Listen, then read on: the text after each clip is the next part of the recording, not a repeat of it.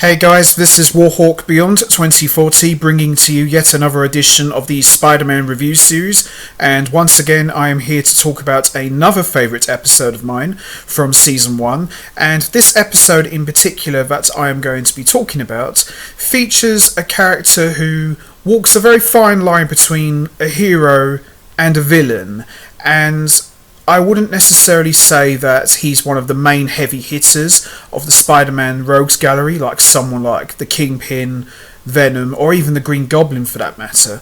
This guy is very highly skilled, very strong, very agile. He has no special powers as such, and he has a very sharp sense and smell of everything around him, and he can fight with just about anybody, any size, any weight, and in my opinion, this character in particular makes him one of the more unique Spider-Man villains because each member of the Spider-Man Rogues Gallery has some sort of power or gimmick or some strange name, but this guy in particular is one of my favourites, and this episode I'm going to be talking about is of course Craven the Hunter.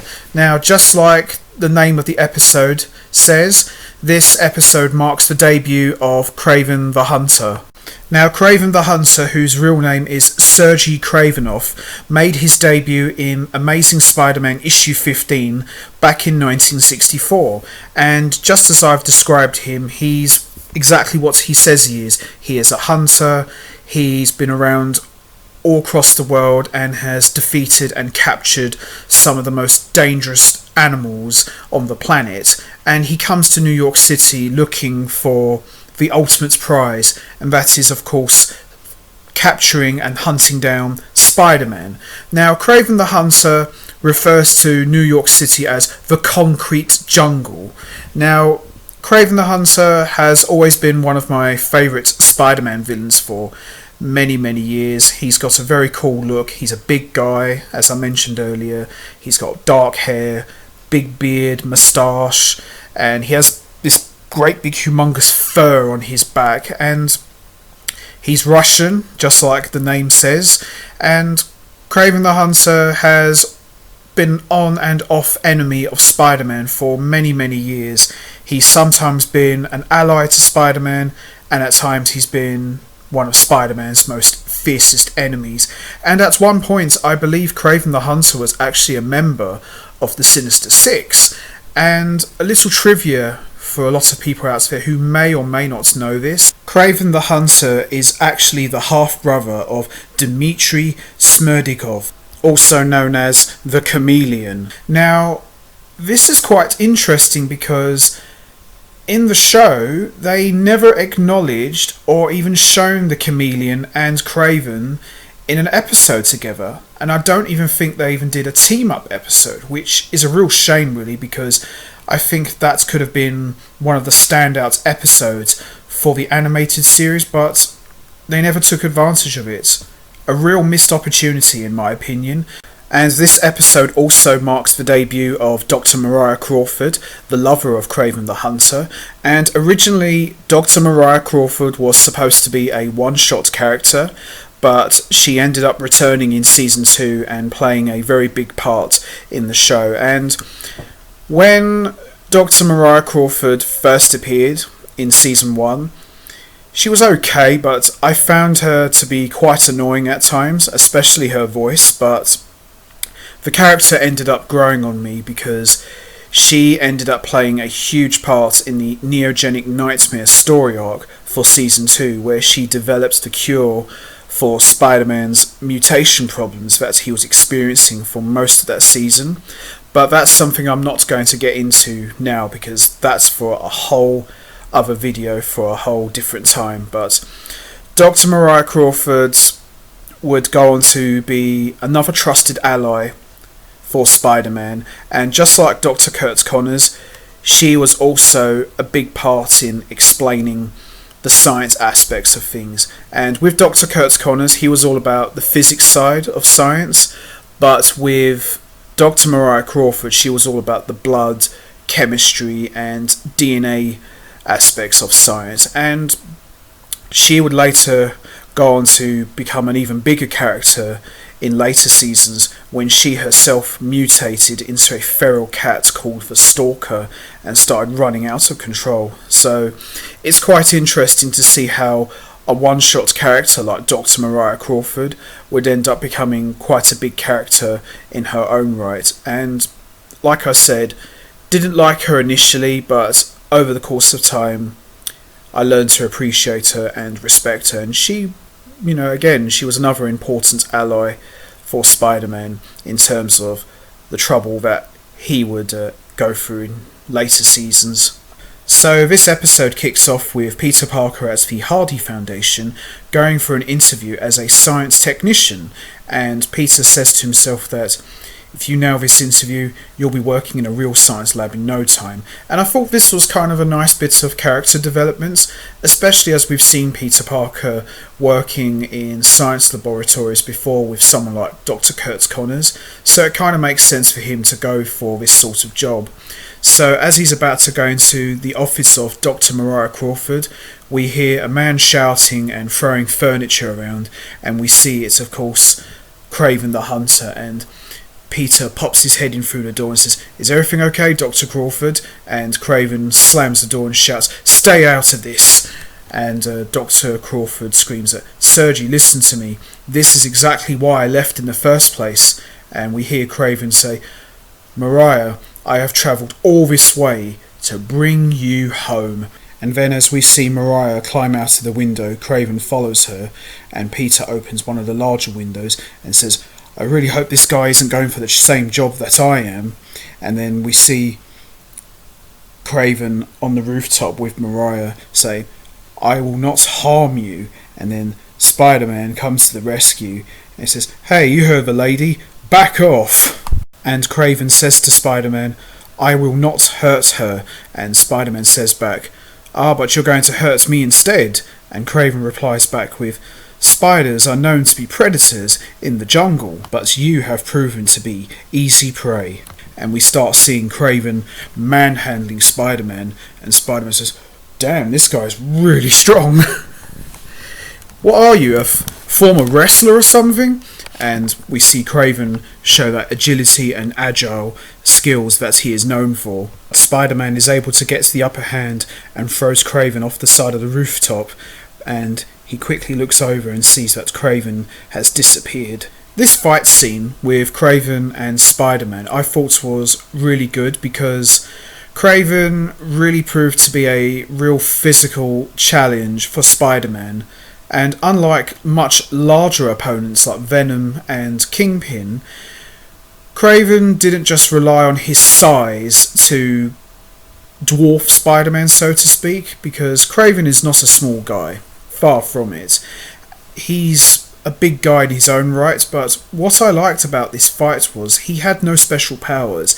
He just physically manhandled and dominated Spider-Man at every turn, and he's very quick and agile for someone of his size, and the condition and shape he's in is just absolutely insane. And not many of Spider-Man's villains, I would say, are a physical challenge. Not saying Venom and Kingpin are not, but what makes Craven one of the better villains of the Rogues Gallery is he has no special powers, as I mentioned already. He's self-trained, he knows every form of fighting that there is, and he uses all of them to his advantage to basically overpower Spider-Man. And I thought this was one of the better fights of this season, and like I said, Craven's always been one of my favourite villains, and he's a guy that I would love to see in the MCU one day, in a future Spider-Man movie, because we've not really had a physical fight for Spider-Man. I don't think he's ever had a real fight on the big screen, and I would like to see that change one day, and I would love to see it be Craven give Spider-Man that real fight that he so rightly deserves. And unlike other villains such as the Rhino, Craven is incredibly smart, and he knows how to point out weaknesses. And in terms of intelligence, I would probably put him up there with Kingpin and Venom in terms of being very, very smart and intelligent and know how to break down opponents. Guys like Rhino, not so much.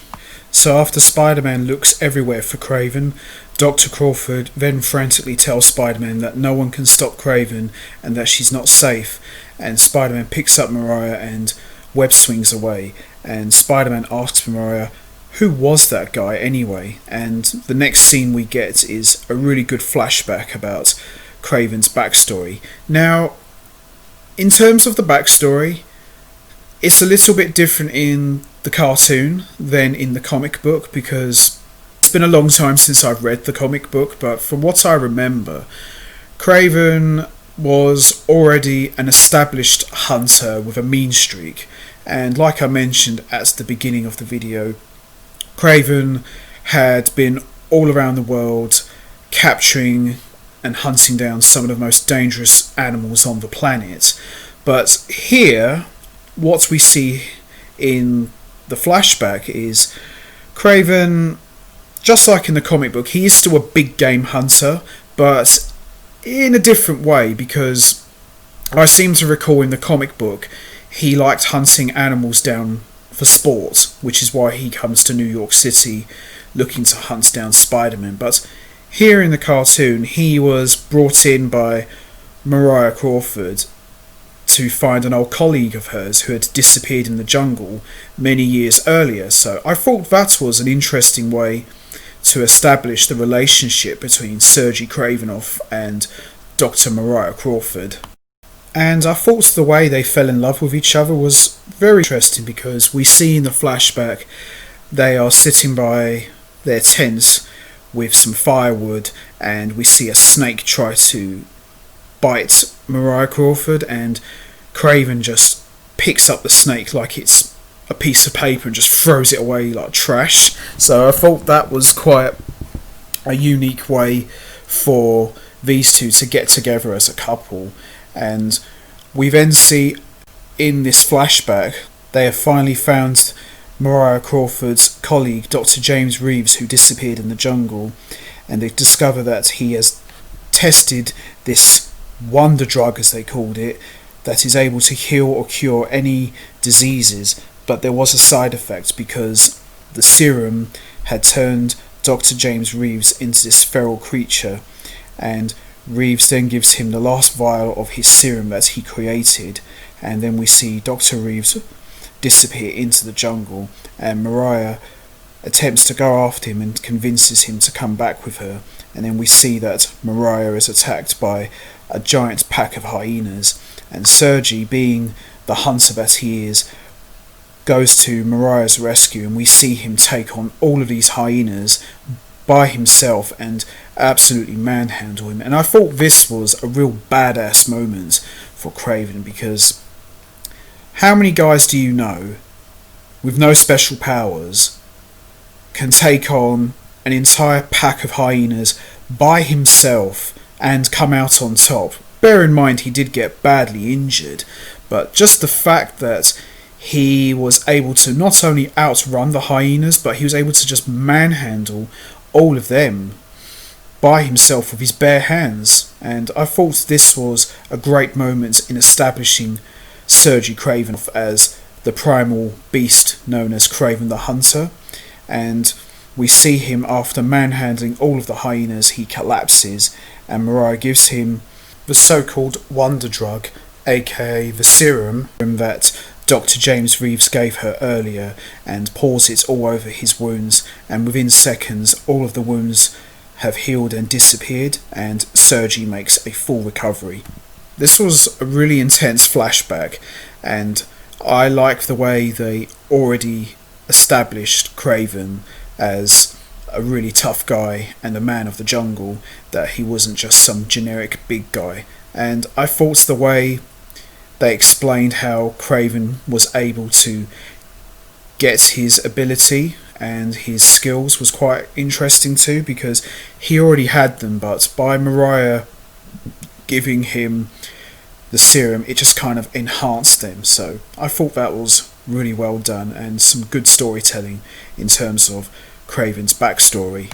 And over the course of the flashback, we start to see Sergi's animal instincts start to overtake him, and we see the intensity in his grow and grow, and before we know it, we start seeing him outrunning cheetahs, wrestling tigers and bears and all sorts of different animals in the jungle as he grew and grew more aggressive. And by the end of the flashback, we see Sergi debut as Craven the Hunter with the fur attire that we saw him at the beginning of the episode. Overall, I would say the highlight of this episode was definitely the flashback where Dr. Crawford explained to Spider-Man how she met Craven and how he became this primal beast, so to speak. And this was some really good storytelling. And again, for a cartoon, this was pretty intense, seeing Craven fighting off a pack of hyenas and you see all of his clothes get ripped off. For animation, it's pretty brutal, and the way they handled it was very well done, and as I said, this was definitely the highlight of this episode, in my opinion. Shortly after Mariah has finished explaining the backstory to Spider-Man, she explains that the reason why she returned to America was to find a cure for Craven and restore him to normal, and Spider-Man explains that, look, there's no point you running around New York at night. We don't know when Craven's going to strike next. You'll be safer here, and he drops her off at an apartment which belongs to Robbie Robinson, who works at the Daily Bugle, and Spider-Man says, look, just stay here and I'll come back for you later. But little does Spider-Man know that we see Craven in the shadows picks up some of Spider-Man's webbing that he'd left off and sniffs it and laughs very evilly as he jumps over the roof of cars. I like how we see Craven's smelling abilities, because now that Craven has Spider-Man's scent, he can track him down to wherever he could be, so that makes him a potential threat to learning the secret identity of Spider-Man. And I thought him sniffing Spider-Man's webbing and having his scent is very similar to Wolverine of the X-Men, because enhanced smelling is one of his trademark abilities, and I like that they've adapted that for Craven, so he's able to now find Spider-Man with no trouble whatsoever. And yeah, that's pretty dangerous in my opinion, because wherever Spider-Man or Peter Parker will go, Craven will follow him, so that makes him quite possibly potentially a very dangerous threat in my opinion.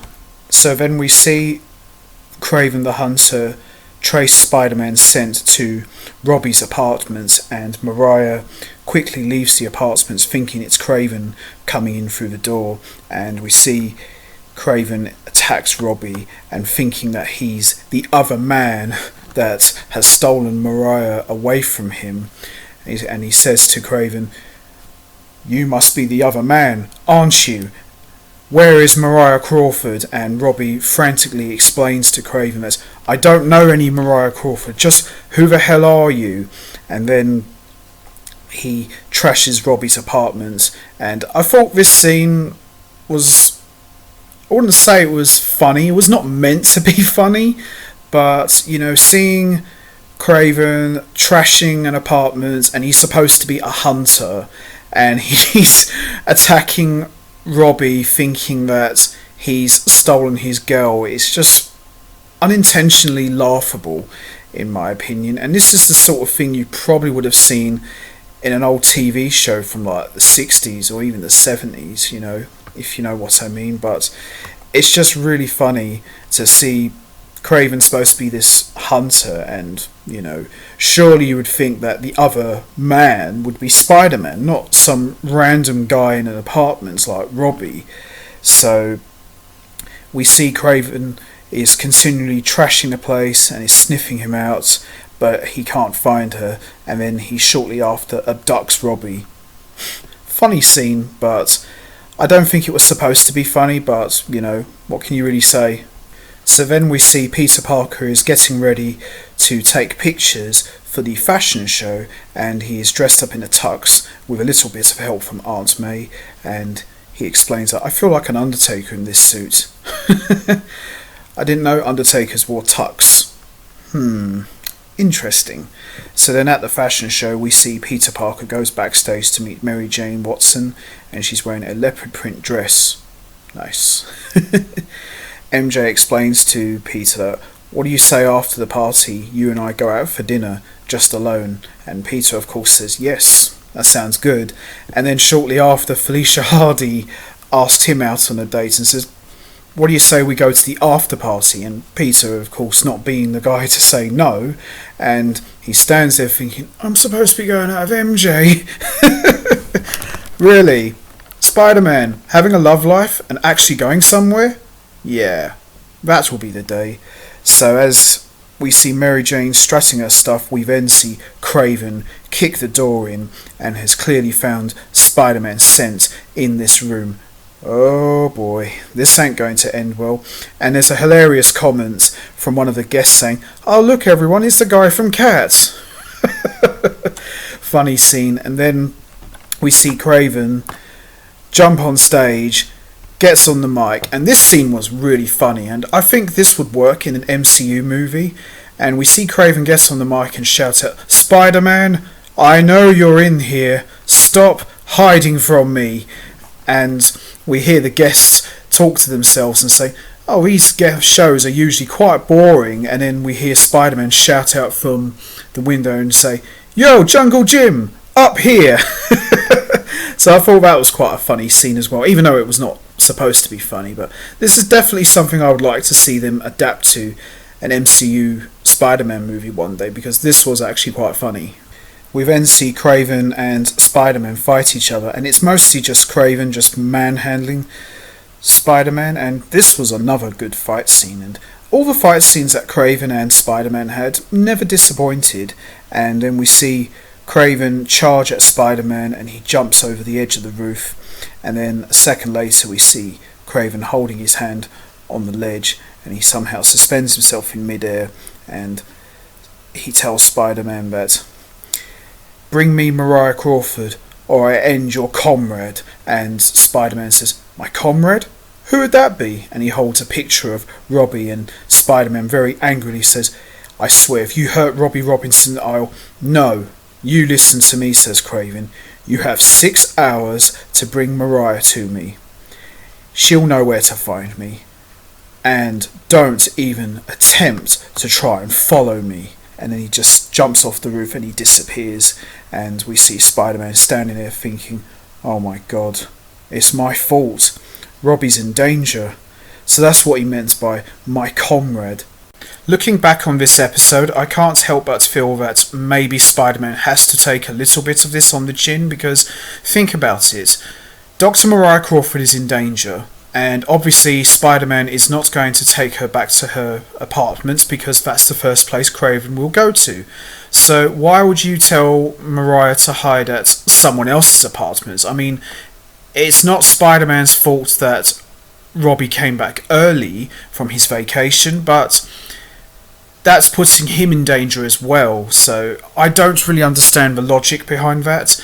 I think it would have been better if maybe Dr. Mariah Crawford was in some sort of safe house just until the heat dies down, because we all know that Craven has very sharpened sense of smell and he knows how to track people down, and maybe he wouldn't have gone there, but it is what it is. But that's just the little issue that I had with this episode, because Spider-Man is essentially putting two people in danger.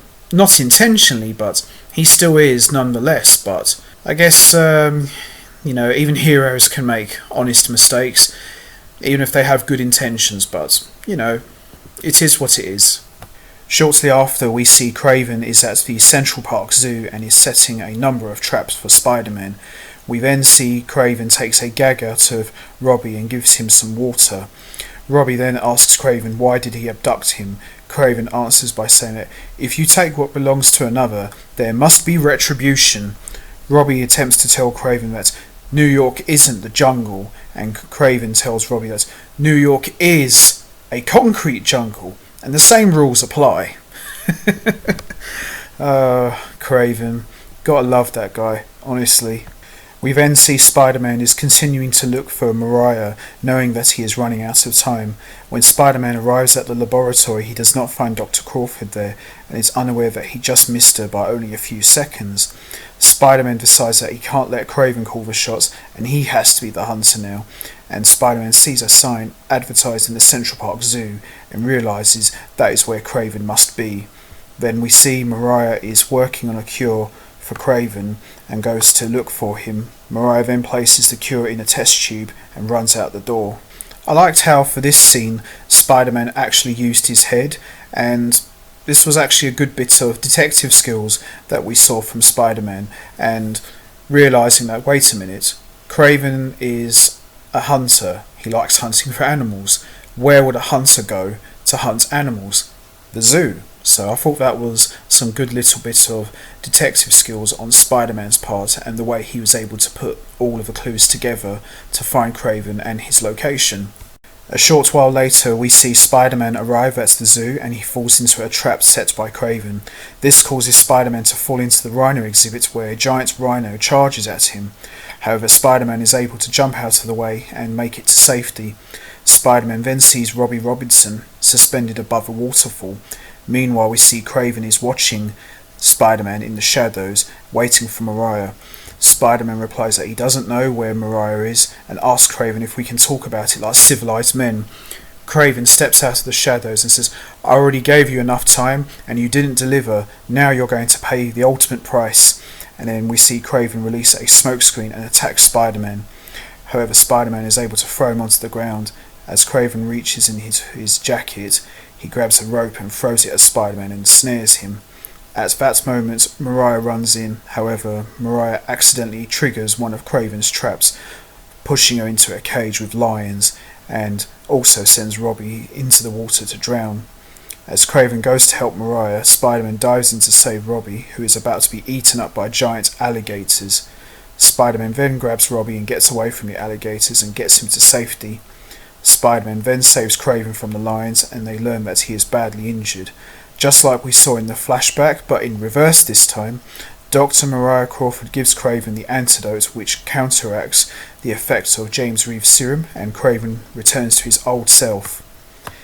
Well, it's pretty crazy how Craven made life difficult for Spider-Man, but at the same time Spider-Man is still willing to save another human being, even if they are someone as bad as Craven.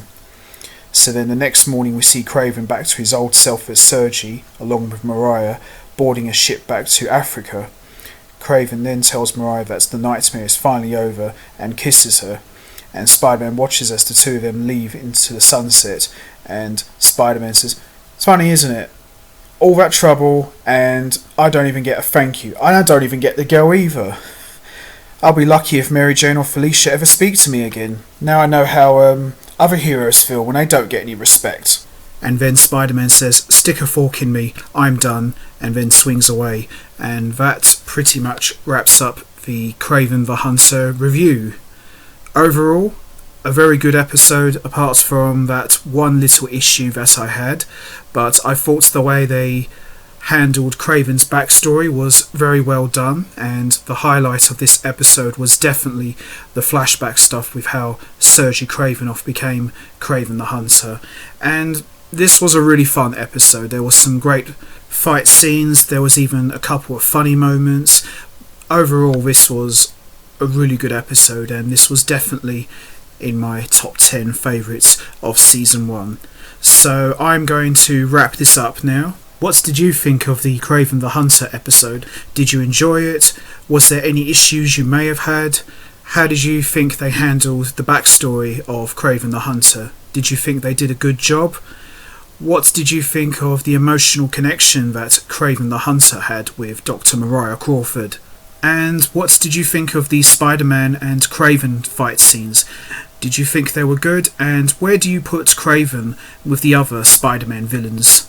You know what to do, guys. Hit the like button, hit the subscribe button, leave your thoughts and comments down below, and I will be back next time for another edition of the Spider-Man review series.